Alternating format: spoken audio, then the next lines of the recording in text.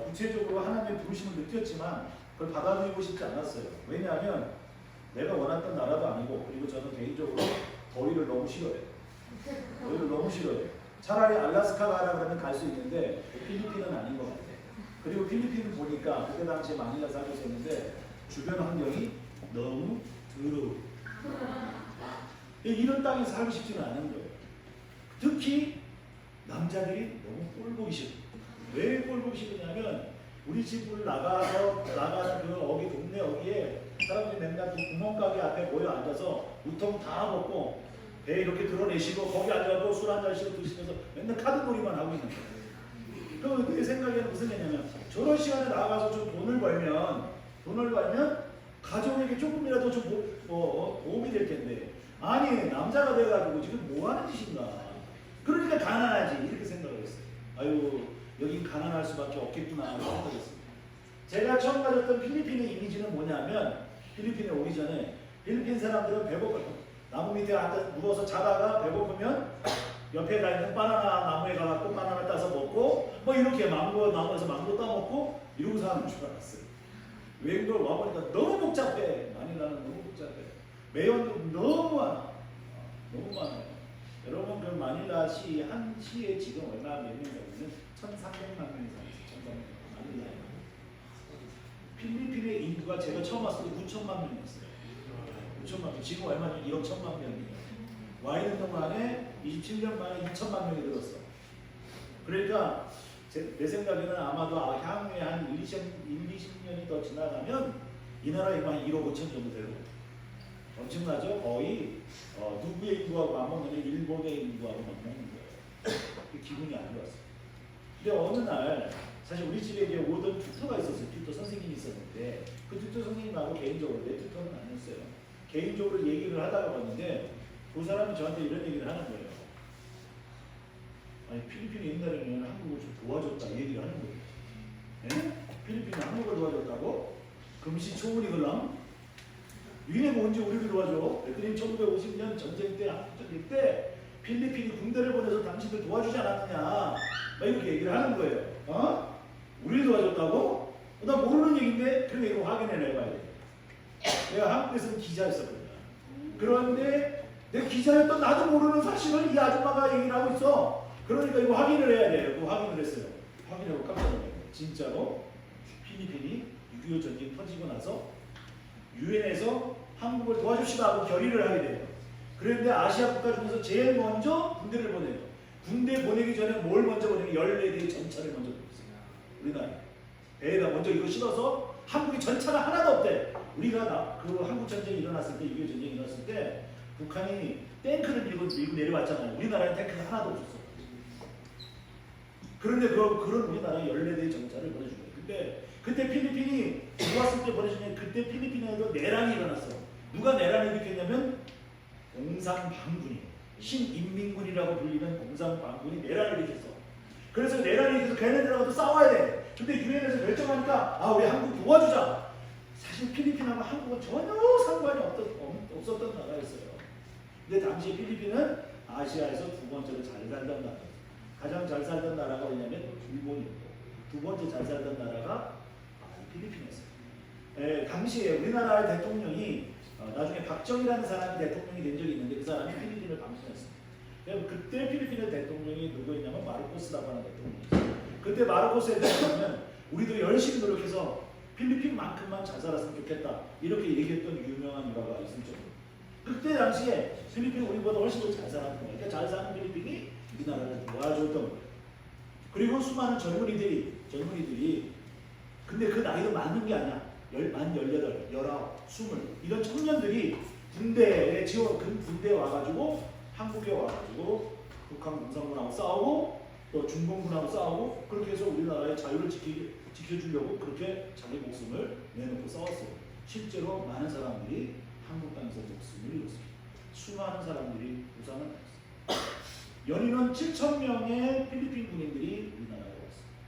그런데 그 중에서 수백 명이 자기네 나라로 돌아가지 못했습니다. 왜? 그래서 목숨을 잃었습니다.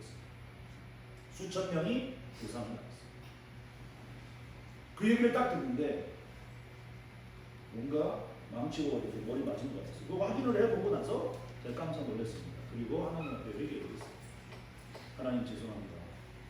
제가 이 나라 사람들을 이렇게 업신여기는데 한편 이 사람들이 이렇게 도와준 사람인데 제가 은혜를 갚지도 못할지언정 은혜도 못 갚고 오히려 이 사람들을 업신여겼습니다. 죄송합니다.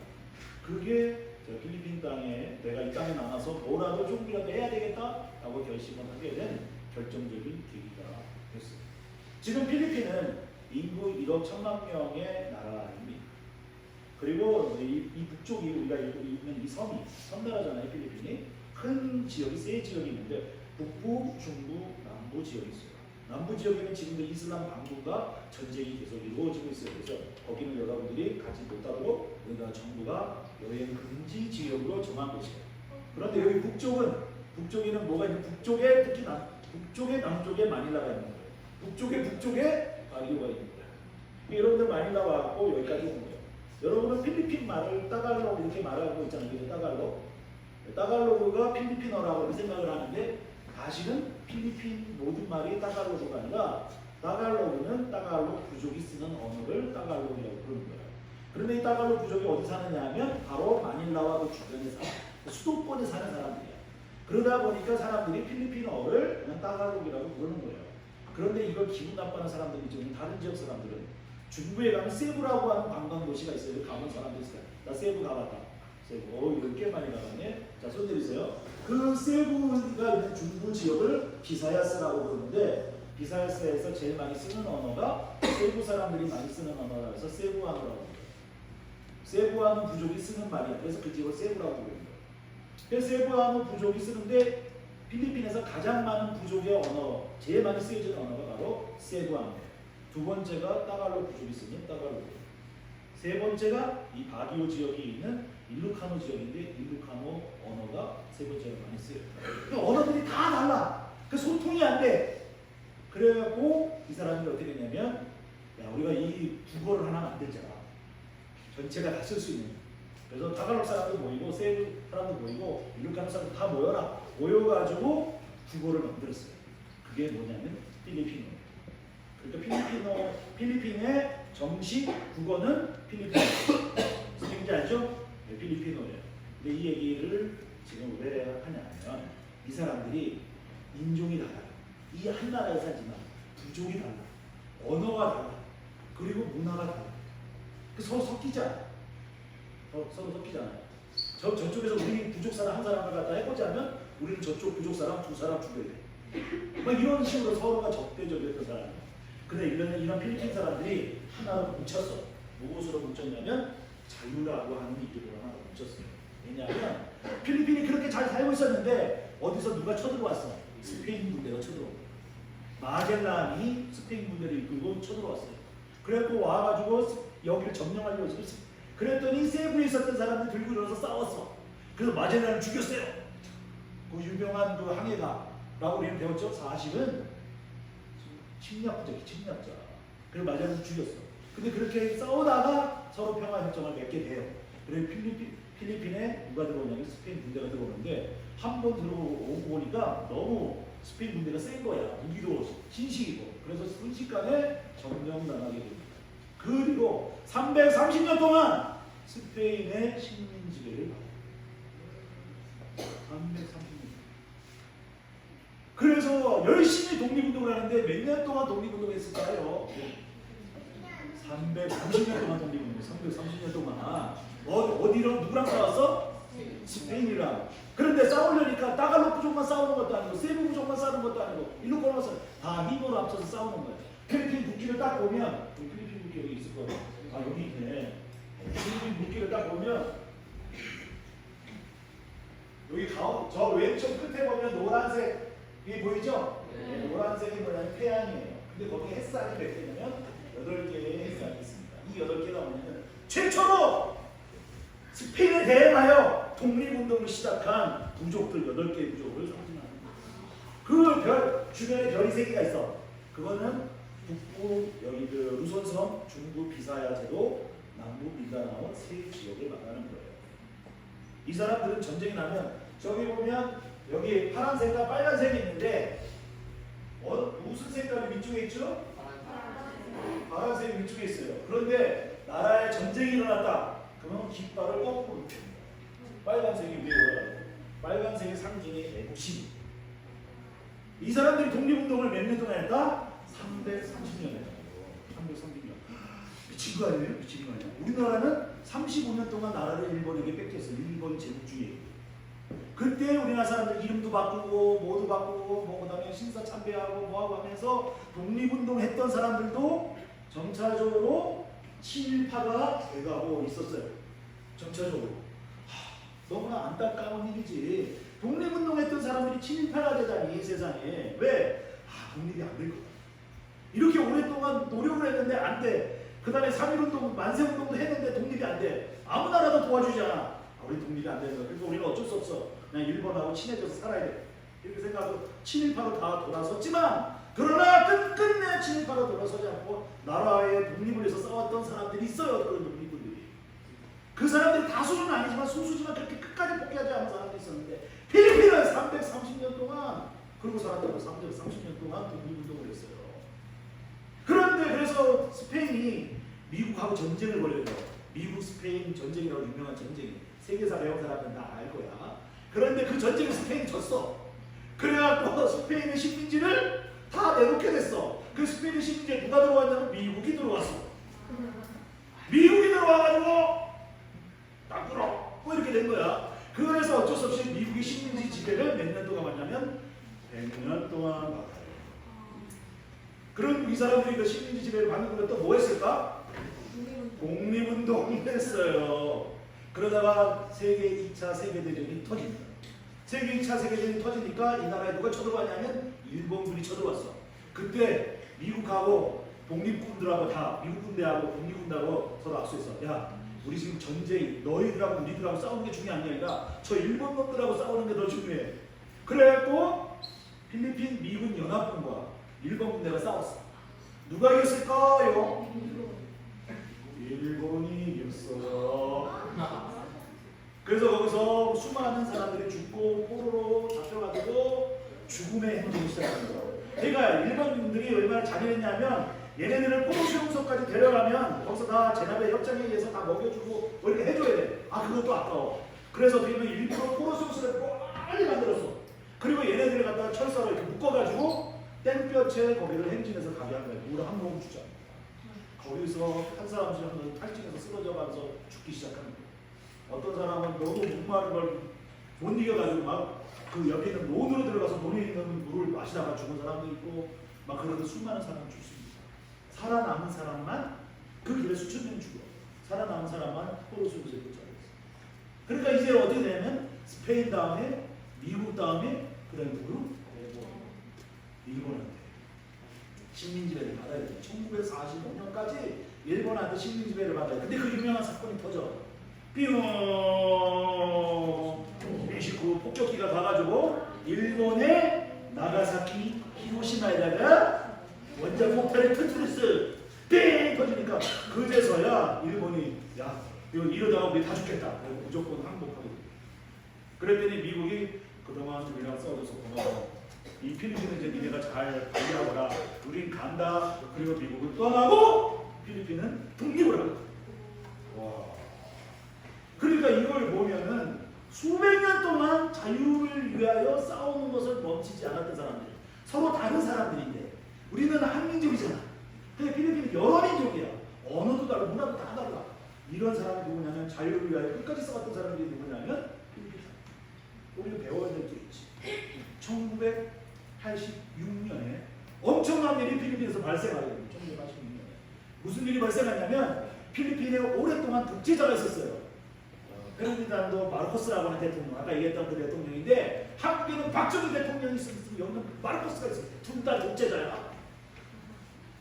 그런데 여기 그 사람이 마르코스가 대통령이 있는 동안에 그 잘 살았던 필리핀 다 망했어요. 다 부패하고 타락하고 막 이렇게 했단 말이야. 그래서 그 마르코스 물러가라고 이제 사람들이 막 데모를 하기 시작했어.